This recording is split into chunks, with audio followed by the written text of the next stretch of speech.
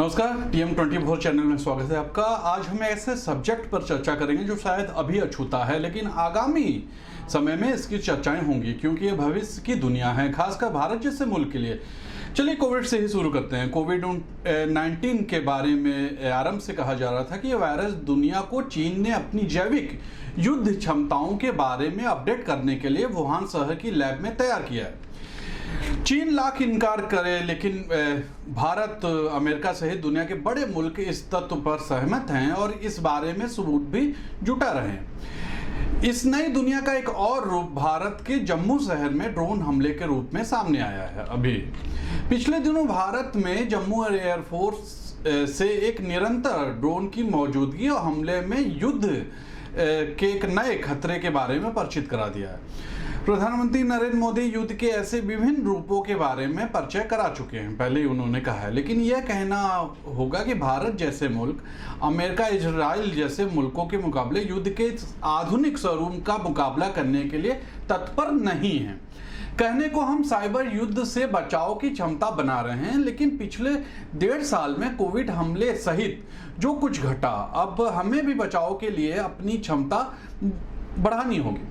लेकिन ऐसा कहना हमारे रणनीति में नहीं है। आप गौर कीजिएगा, ऐसा करना भी हमारे रणनीति में नहीं है। हालांकि हमले की क्षमता बनाना बहुत मुश्किल काम नहीं है। अगर आपको हैकर चाहिए तो आज भारत में ढेरों मिल जाएंगे। आप गौर करेंगे, हैकर्स की कमी नहीं है। यंगर्स तो इस काम में माहिर हैं।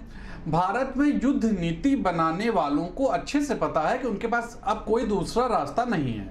न्यूक्लियर वार के हमले में जो लॉजिक इस्तेमाल होता है, वही लॉजिक साइबर अटैक के हमले में भी है।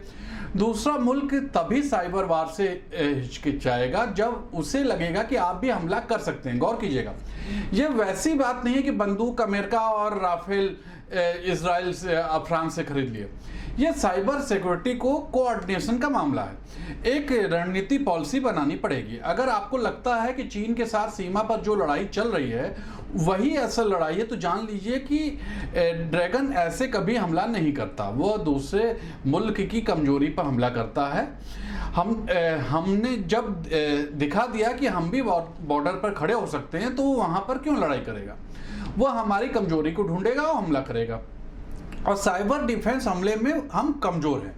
हमारी सरकारी वेबसाइट जो है वो हैक हो जाती है, डेटा सेंटर हैक हो जाते हैं।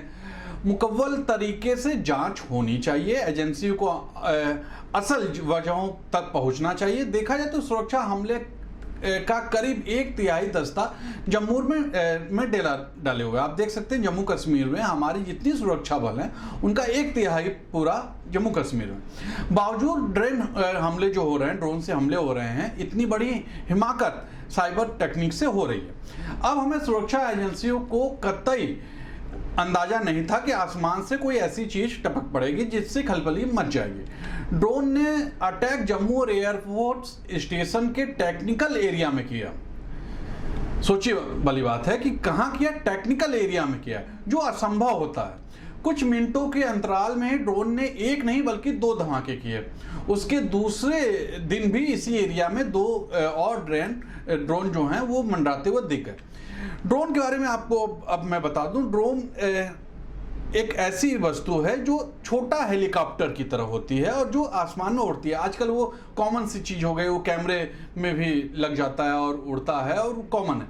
लेकिन वो जो ड्रोन है वो हमले करने में माहिर है। वो फोटो खींचने में होगा लेकिन हमला भी कर रहा है। अब आप सोचने वाली बात है कि आने वाले समय में ऐसे हमले आम हो जाएंगे। जाहिर है कि अति संवेदनशील क्षेत्र भी अब सुरक्षित नहीं है, तो सामान्य क्षेत्र कैसे सुरक्षित होंगे? ये तय है कि ड्रोन से जो हिमाकत सीमा के पार के आतंकियों ने की है, उनका मकसद फिलहाल अटैक करना नहीं लगता है और न ही नुकसान पहुंचाना था। वह ये जानना चाहते रहे कि अपनी साइबर टेक्निक में वो कितने कामयाब हो सकते हैं, क्योंकि कोई बड़ा हमला था नहीं।